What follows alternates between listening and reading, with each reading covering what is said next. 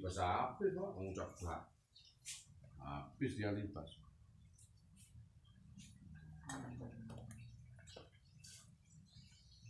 Itulah sejarah itu kadang-kadang kalau mau lihat negara kertagama itu terdiri dari beberapa literatur sejarah dan hukum-hukum, tata cara aturan hidup di tanah Jawa. Banyak undang-undangnya lah. Yang paling mengesankan kalau kitab itu Pararaton, Emputan Tular itu lebih kepada suatu ajaran Jawa asli itu. Bagaimana cara orang ini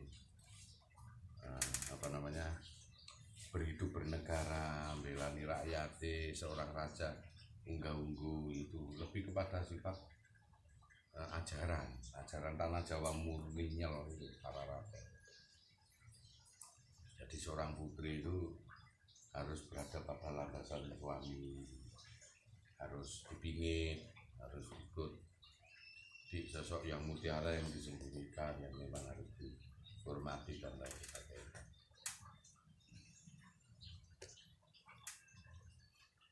Tapi bentuk kerajaannya ini hampir tidak bisa. Apa di muksokan? Brawijaya sama Gajah Mada keratonnya dimusuhkan dengan dirinya sak prajuritnya. Ilmu Jawa itu dengan Siliwangi ya. Dan kitab-kitab itu banyak dibakar setelah Majapahit itu. Karena itu kan sebetulnya ilmu Kamuksan itu hanya terbesit kepada orang punggawa atau tamtam atau tingkat tumenggung. Itu yang membuat kitab-kitab sendiri. Nah, termasuk Bagus Burhan. Bagus Burhan itu Ronggo Warsito itu Bapak Pangeran Bapak Sulu mewariskan kepada Bagus Burhan. Bagus Burhan itu Ronggo Warsito itu yang menulis Saduran Wedaran Wirid Budaya Jawi. Sadurannya itu lebih komplit daripada itu sampai ilmu Kamuksan, dan itu yang banyak kita cari. Sampai dalamnya ada sastra jendro Bayu Nendra yang paling komplit. Makanya kitab kita orang Jawa kalau menemukan Wedaran Wirid Budaya Jawi, beli Pak, museumkan pada diri kita, karena itulah Quran yang ada di tanah Jawa dulu diturunkan Allah. Dulu itu di bumi hanguskan oleh santri-santri Budian karena dianggap semuanya ada. Tapi sempat disusun oleh pertapa desa yang hebat, yang mana sejarah singkat Jawa itu ditulis pun, dikemas rapi dalam judul Gatulucu. Maka Gatulucu ini bukan suatu ajaran wirid tidak, tapi melainkan isinya mocopat dandang kula asmoro dono kinanti, syair-syair yang menunjukkan sejarah saat eksekusi Desi Jenar, saat bagaimana Sunan Kalijogo menjadi seorang wali, itu di dalam Gatulucu itu. Bagaimana Mojopahit diserang. Nah, Gatulucu ini di bumi hanguskan oleh kaum santri Budian itu dikarenakan supaya mereka fokus kepada syariat aja.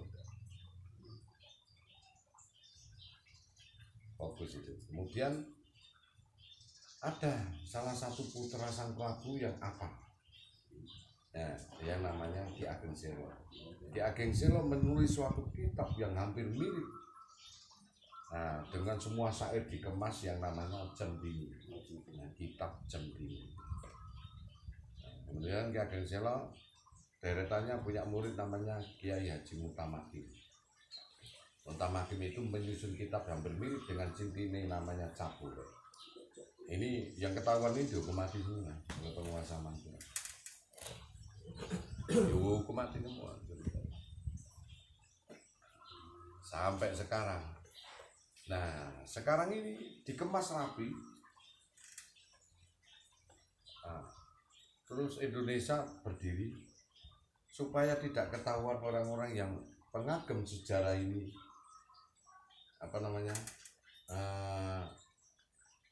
menyalahgunakan ajaran-ajaran Jawa yang dikiranya. Maka ajaran ini masuklah kepada aliran kepercayaan dulu. Nah, aliran kepercayaan diakoni Islam. Kemudian dari fatwa ulama aliran kepercayaan tidak diakui, maka dia beraliansi dengan Katolik, menjadi gereja Kristen Jawi Wetan. Karena harus beragama kan yang lima. Aliran kepercayaan Jawa tidak diterima, malah wong Jawa Dewi nggak diterima Pak. Jadi gereja Kristen Jawi Wetan. Ya pakai Bismillah di dalam doa-doa mantra itu. Nah, kemudian di Islam yang mempertahankan tradisi Jawa belok dari orang Sulu, namanya Bu Nyari Haris Kartini, belok bentuk luasan ajaran Jawa itu supaya kumpul itu tadi. Nah, tapi diakoni orang Islam meskipun landasannya tidak bersyariat dengan baik. Pengagem kitab-kitab ini. Maka disinilah ada kumpulan dari Solo disebut Sabto dan Darmo Gandul. Jadi pure ajaran-ajaran Jawa yang memang diikuti. Nah, di situ riwayat. Jadi dibagilah tauhid Jawa lewat aliran Jawi Wetan dan Biu kalau ketemu dengan pendeta Jawi Wetan, kawerwe hampir sama dengan kita.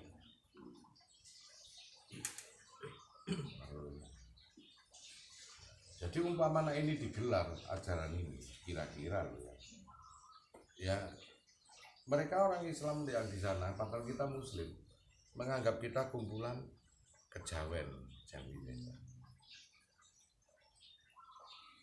Ya semestinya mereka itu satu wadah.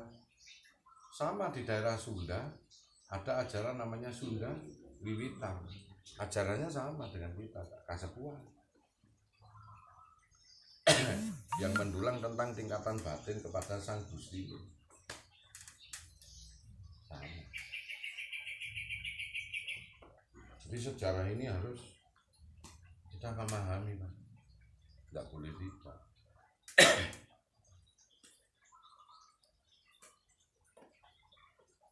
Tidak boleh tidak.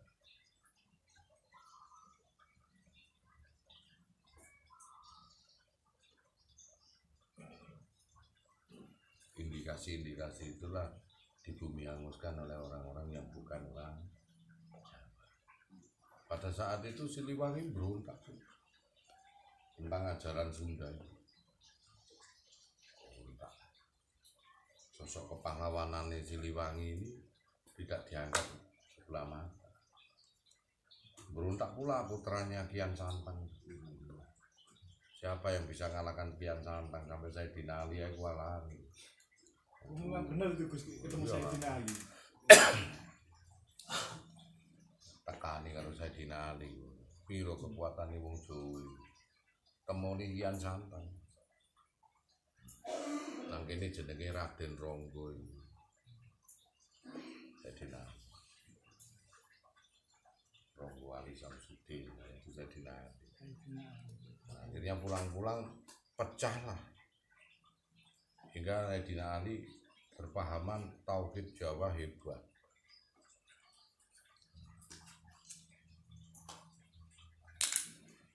Orang-orang kagum dengan ajaran Sayyidina Ali. Setelah 17 tahun, 27 tahun melalang buana setelah Rasulullah meninggal. Hingga ada suatu kaum yang mendewakan Sayyidina Ali. Itulah Syiah. Syiah tidak mengakui Nabi Muhammad sebagai nabi, tapi Ali radhiyallahu anhu sebagai seorang nabi.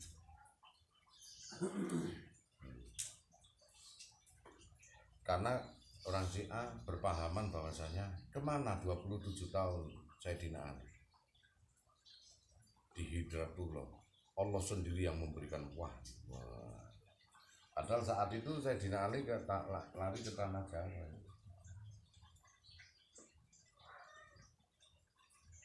Ceritanya konon dalam suatu kitab yang kita baca tidak berisi. Dasarnya dari mana? Saat Rasulullah menyatakan ulubul ilmu walubisi. Kejarlah ilmu sampai ke negeri. Artinya apa? Ilmu sing sempurna itu gak nang kene tok. Ono hamba Allah yang hebat di sana. Nah, sepeninggal Rasulullah, longgar Sayyidina Ali untuk bisa mencari itu. Jejaknya itu diikuti sampai mana kok Kanjeng Nabi ngomong kongon ngejar ilmu itu kan. Satu-satunya sahabat yang bertauhid ke Jawa itu Sayyidina Ali. Padahal tauhid itu didapatkan dari Syekh Muhammad Ali Abbas, seorang yang cerdas, kecerdasannya hampir menyamai Rasulullah. Keponakannya sendiri, adik tirinya daripada Sayyidina Ali, Syekh Ali Abbas. Makanya ada peradaban umat Utsmaniyah, peradaban Bani Umayyah. Dari Utsman terhapus, dikuasai oleh anak keturunannya Bani Umayyah, Umar bin Khattab. Gak terima, harus dari keturunannya Kanjeng Nabi. Disikat habis, dikuasai oleh Bani Abbasiyah, Syekh Ali Abbas. Menguasai hampir sekitar 400 tahun dikuasai oleh Bani Abbasiyah. Karena dari Syekh Ali Abbas. Syekh Ali Abbas kecerdasannya luar biasa. Ilmu tauhidnya tingkat tinggi. Saat Rasulullah umur 44 tahun, Syekh Ali Abbas umur 18 itu tadi. Akhirnya kenalkan ke seluruh dunia siapa Allah. Nah, saat itu syariat belum turun. Melalang ngeplek ngene syariat apa wis tekan Perlak. Ngeplek ngene wis teko Jakarta ngono kuwi. Wah, nang Perlak itulah dari Syekh Muhammad Bakruddin Sopo punya murid yang namanya Syekh Ali Samsudin. Syekh Ali Samsudin merantau sampai nang di tanah Jawa duwe murid Sri Haji Jayabaya, raja-raja itu.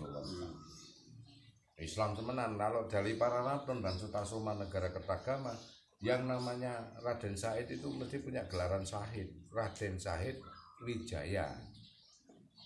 Nah, Syahid itu udah muslim, berarti dan Wijaya itu sebelum Majapahit berdiri sudah muslim, Raden Syahid Wijaya. Ya, enggak kelima. Berarti Syekh Ali Abbas dulu yang ke tanah Jawa ya? Iya. Saat itu abad 5 Masehi tuh.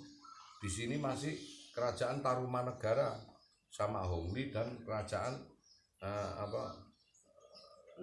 Kalingga, Ratu Sima. Nah, kalau di Kalimantan Kutai Kertanegara, makanya namanya rajanya dengan Tarumanegara hampir sama, Purnawarman dan Mula Warman. Tarumanegara Mula Warman, yang kono Kutai Purnawarman. Abad 5 Masehi di Arab Rasulullah. Di Indonesia Tarumanegara Bogor itu. Nah, itu. Makanya ada Menteri Agama kita yang cari harta karune Tarumanegara itu, Istana Bogor di otak-atik itu isinan. Nah, itu kan hartanya Tarumanegara. Golek itu sampai kisinan digaleni. Nggak ketemu di situ. Nah, peradaban ini akhirnya jadi sengketa setelah lahirnya Hindu, Mataram Hindu, setelah Hongli dan Kalingga. Ratu Sima itu, Ratu Sima Mukso, ada suatu peradaban kerajaan yang di Alas Ketonggo, alas apa namanya, alas yang gone Jogja itu dulu alas Mentau. Mentau itu Hindu, Mataram Hindu. Di situ pertama kali bercokol. Wajarnya ada namanya Wangsa Sailendra. Nah, yang menemukan Borobudur ini Gunadarma ceritanya. Menemukan tahun 1830. Akhirnya dipugar pertama kali Wangsa Sailendra. Benturan dengan sepupunya yang namanya Sanjaya. Karena apa? Sanjaya juga menemukan Prambanan. Benturan sini Hindu saling bangga ini aneh. Keraplah agama Buddha dengan Hindu. Bukan berarti bukan yang bangun. Bukan. Nah, arsiteknya sing nemokno iku Gunadarma. Sing bangun iku Nabi Sulaiman. Maka di surat An-Naml surat 32 itu surat semut itu kan dikatakan ada di situ lembah semut. Borobudur itu bukit. Makanya nggak ada pondasinya itu lembah semut. Disebut lembah itu karena apa? Gunung Slamet, Gunung Merbabu, Gunung Merapi dia di tengah-tengah lembah. Kalau negeri Sabak yang diutarakan Nabi Sulaiman itu bukan suatu lembah. Kalau di zaman Yordania padang pasir bukan lembah. Maka negeri itu, negeri Sabak diapit 2 hutan. Itulah suatu negeri tempat pertemuan. Lah, hanya yang bisa menjelaskan Sansekerta. Sabak nggone wong ketemu Sobo, nggone wong Sobo. Ketemu. Nah, diapit 2 hutan iku wono. Alas ini wono, makanya daerah Wono Sobo. Di situ ada lembah. Dan di Al-Quran dijelaskan di negeri itu ada buah yang pahit rasanya. Seluruh dunia kayak gini, Pak. Dan negeri surat 32 juga sebutkan negeri yang seperti tulang belulang manusia adalah petane. Dan negeri itu dibatasi dengan air. Al-Quran juga. Di mana Sulaiman itu mempekerjakan jin-jin, ya, menyuruh jin-jin untuk membuat patung seperti piring, dihiasi terapi dan mangkok tertelungkup stupa. 491 patung, ukuran lebar, tinggi dan bobotnya kenapa bisa sama? Tidak ada yang bisa membuat manusia kecuali jin. Umpama luru telu patung ukurane padha bobote mesti beda, Pak. Dan uniknya, kenapa kok saya bisa mengatakan jin? Karena tanpa pondasi ya. Uniknya, ini Ka'bah. Ini rukun Iraki, rukun Syam, rukun Yamani, Hajar Aswad. Kalau ditarik sudut dari rukun Syam dengan Hajar Aswad, stupa Borobudur. Persis. Berarti yang bangun Borobudur itu terbang. Siapa makhluk yang bisa terbang? Sing nyenter. Delok nang Google Map, tarikin garis lurus lewat editing itu. Sret rukun Syam dengan Hajar Aswad. Stupa Borobudur. Terus ditarik Candi Pawon. Terus ditarik itu Candi Mendut. Terus center ini.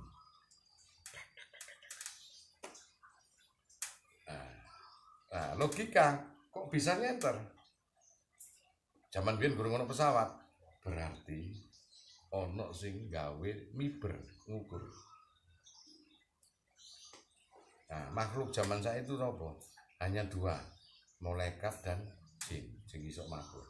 Kenapa kok Gus ngomong jin? Karena yang dipekerjakan oleh Nabi Sulaiman adalah jin. Nah, terus ceritanya Roro Jonggrang. Nah, kemudian Prambanan Candi Sewu itu kenapa kok jadi? Hanya dalam waktu semalam, karena jin sing gawe. Nah, menurut cerita Bandung Bondowoso, Bandung Bondowoso itu adalah nama ajian, nama ilmu. Sing ngugemi Sulaiman, sing juga Bandung Bondowoso nunduk ke jin-jin. Sulaiman itu tadi. Buktinya apa? Wilayah antara Borobudur dan Prabu Boko dengan Prambanan disebut Kabupaten Sleman. Lera percaya tak ngomong Jogja. Inilah Kabupaten Sleman. Siapakah Sleman itu? Sleman itu manusia yang luar biasa zaman dulu yang membabat kabupaten itu. Sehingga menguasai Nanang Prabu Boko ketok. Itulah istana yang dipindah oleh Nabi Sulaiman dalam sekejap mata. Jelek. Ada yang hilang di kerajaan Boko, pindah tadi Kamadatu, Rupadatu, Arupadatu di Borobudur. Ukirannya sama persis. Cuma agak menceng sedikit karena panas waktu gerakan pemindahan. Oh, itu. Dan kalau lihat artefak ukiran di dinding candi, tidak ada yang menceritakan Buddha. Ada burung hudud memberikan informasi, ada kotak tahu, ada seorang ratu yang di sini, ada ikannya di sini, berarti Bilqis. Jadi siapakah Bilqis? Roro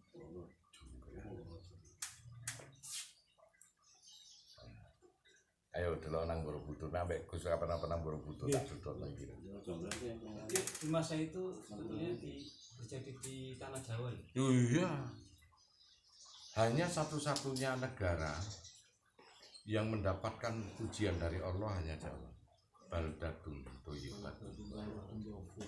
Di situ kau tentram di dalam, yaitu negeri Sabah, negeri yang cinta damai, negeri yang luas dan negeri yang terpisahkan dari air dan tidak tersentuh dengan peradaban sing buruk-buruk. Dan di situ ada hutan, negeri yang dikuasai oleh hutan-hutan dan subur makmur, hingga Nabi Sulaiman terkagum-kagum lewat itu kok pengawasanku. Disitulah Nabi Sulaiman menguasai. Nah, dan ibu Nabi Sulaiman ya berasal di situ. Magelang ya. Punya Nabi Sulaiman. Makanya namanya Su. Oh, iya. Makanya Caksu.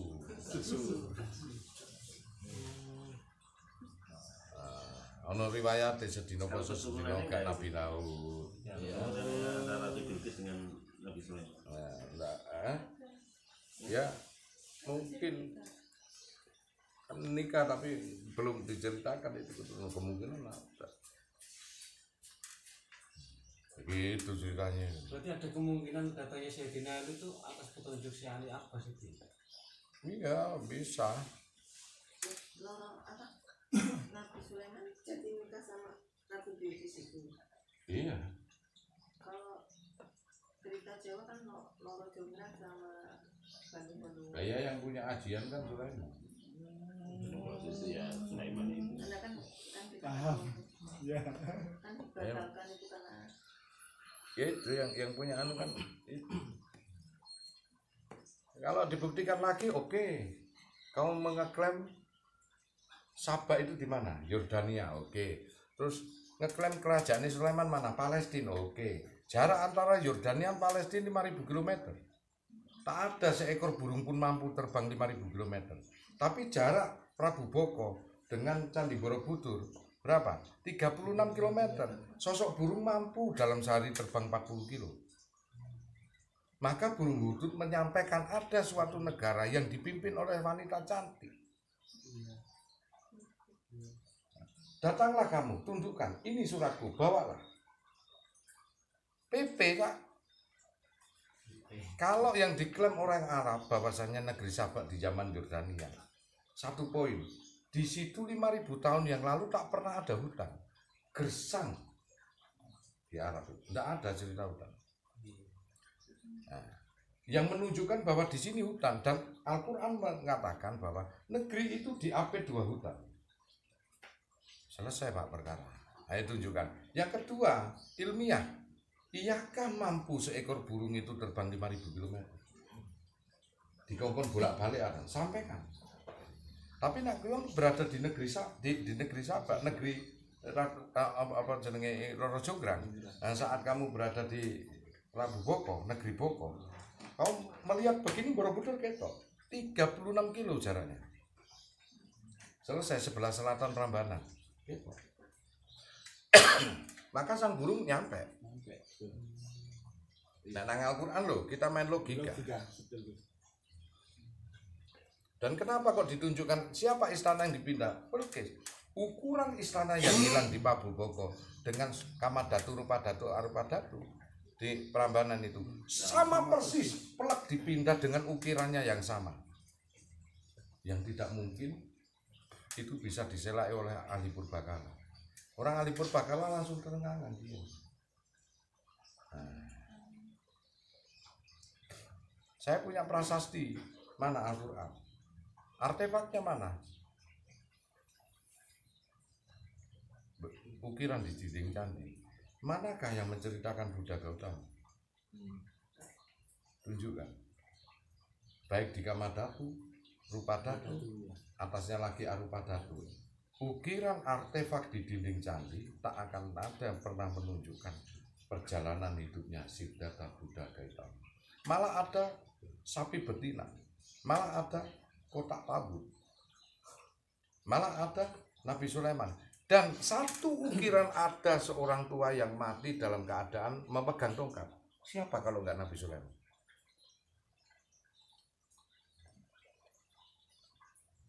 Dan di mana Nabi Sulaiman makamnya? Tak ada yang satu bisa menunjukkan karena musuh. Gus iso nunjukno. Di mana? Di Kunto Bimo. Di mana ada satu stupa yang tidak ada patung di dalamnya. Ada kan? Yang tidak ada patung di Alasan dalam. musuhnya di situ. Iya. Ayolah kita menebak-nebak tapi benar.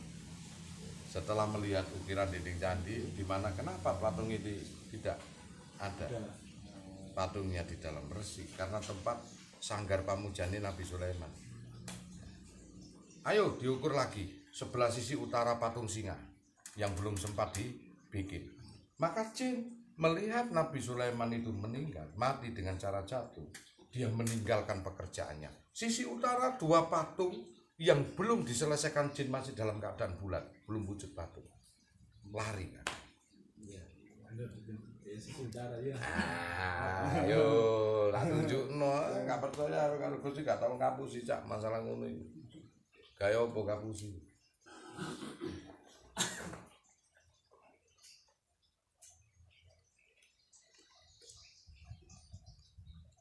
Tapi kalau you bilang itu peninggalan dari Wangsa Sailendra, siapakah Gunardharma? Arsiteknya oke. Coba ceritakan tentang beberapa patung yang ada di atas untuk ala Buddha ataupun apa yang sesuai dengan karakter.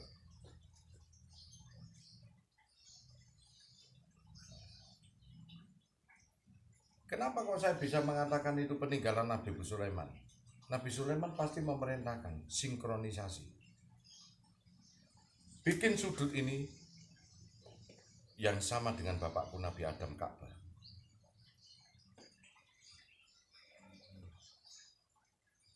Maka dibuatlah rukun Syam, Hajar Aswad. Karena Ka'bah ada dulu. Perintah Nabi Sulaiman bikin aja yang sama nyenter karo Ka'bah. Udah. Saiki kok nang Borobudur ado. Mlaku kesel sikilmu. Naik kamar dadu. Rupa dadu, arupa dadu. Coba tawaflah, melingkar kok kanan kiri, menengok. Energimu pulih. Sama persis saat kau tawaf nang ngene. Cobaan ya Kak percaya. Oke. Paling atas ya. Kalau orang kan nggak tahu. Ini konsumsi publik, gue udah contoh wong. Ini konsumsi publik ini, bukan konsumsi publik. Ini konsumsi Makanya Pribadi. saya ingat waktu ya kapan dari sama anak istri ke Borobudur, anak itu moro-moro naik satu gitu tuh sila gini. Punten ya. Modern. Kak kesel Mas, enggak gitu. 2013 Gus Jelasno seminar di Bogor sama beliau yang menyelidiki Borobudur siapa? Kiai Haji Fahmi Basha, Yang seorang dosen matematika. bikin buku ini guys.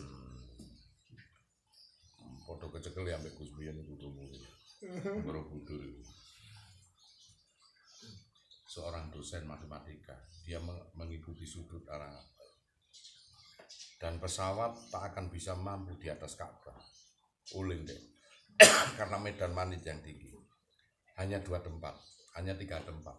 Segitiga Bermuda, di atasnya Ka'bah dan di atasnya Borobudur. Tak ada satu perapat pun yang berani melintas di atasnya.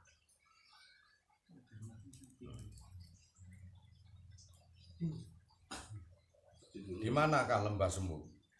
Bukit Borobudur itulah lembah semut yang diceritakan Al-Quran hingga Nabi Sulaiman berbicara dengan semut.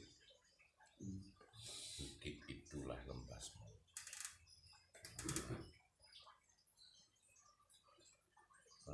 Ngeri kerajaan Sulaiman itu nang ngene Magelang kan. Ibuke wong Magelang. Iku ana riwayat penting tak terus. Kenapa Nabi Sulaiman lahir di tanah Jawa dan namanya karakteristik Sulaiman. Hanya orang Jawa tok sing mampu mengucapkan sempurna Sulaiman. Lahirnya bingung kabeh liyane. Sing Solomun, Salam, Salu. ciri hanya Sulaiman itu durasi jeneng Jawa. Wong paling sakti itu Sulaiman, wong paling sugih itu Sulaiman. Hingga emasnya berada di Papua, Freeport saiki. Dan kerajaan yang paling besar yang tidak dimiliki oleh orang lain berada di sisi utara Jayapura. Itu tenggelam di laut. Lebarnya saja mencapai sekitar 22 kilo. Tingginya 1,8 kilo. Panjangnya ya 112 km. Jadi kini medium istana ini. Dan tak ada menara yang paling buru menyala yang paling tertinggi di dunia ini gak iso nandingi kerajaan Nabi Sulaiman sekarang tenggelam di laut. Delok nang Google lah gak percaya.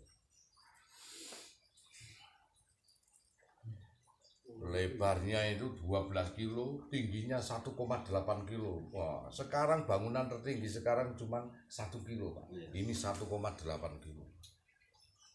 Lebarnya 12 kilo. Bayangno jero niku. Panjangnya 112 kilo. Bene medium, Cak. Mbok mlaku ledeh kon dhewe. Kerajaan itu. Lho, gedung bangunan kok ya apa kok kerajaan. Bangunan iku dawane sakmono. Omahe Keraton itu. bangunlah kamu sing iso bangun jin itu yang tidak dimiliki oleh orang sebelum dan sesudah. Suatu bangunan yang megah dengan granit yang luar biasa yang sekarang tertanam di situ, dan emasnya di Papua itulah punyanya Nabi Sulaiman. Dan ada kendaraan yang lebarnya 12 km seperti tank itu terukir di dinding candi. Dan lewat pantai selatan, bro. Sampai saya ini nak dilihat Google Map, bekasnya ada. Kendaraan itu tidak bisa dibikin manusia zaman sekarang. Lebar itu 12 km. Yang menghubungi gede-gede raksasa. Sing bikin Nabi Sulaiman. Gila, Pak. Dan itu masih membekas di pantai selatan. Tank amfibi, blang mlebu laut, ada, cuman ada ukirannya. Memang dibuat begitu dihilangkan mungkin. Iya, supaya manusia ini untuk bisa belajar ke sana.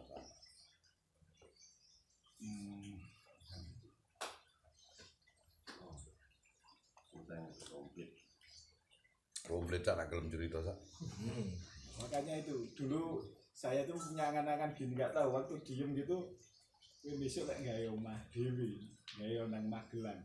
Setiap saya ditanya orang, "Lebih ini Surabaya nang Magelang pokoknya." Sekarang baru saya terjawab kenapa kok harus saya ke Magelang. Pak Endro, tolong jaket kula Pak Endro, mobil. Amit. Ternyata ini runutan ceritanya. Kalau aku cerita yang sebenarnya gantek saulan loh, kedino itu. Bagaimana tanah Jawa bisa terbelah, bagaimana bisa dibatasi air, karena memang perlindungan Allah untuk tanah Jawa ini mendambakan seorang nabi-nabi kepada tanah yang subur Jawa ini. Dan berapa nabi yang berkunjung di tanah Jawa? Next time. Wah, Kok nak gak ngikuti Next time penasaran. kok tak lanjut meneh next time. Iya, jadi kamu tahu kamu itu anaknya siapa, keturunan siapa, ngerti kabar.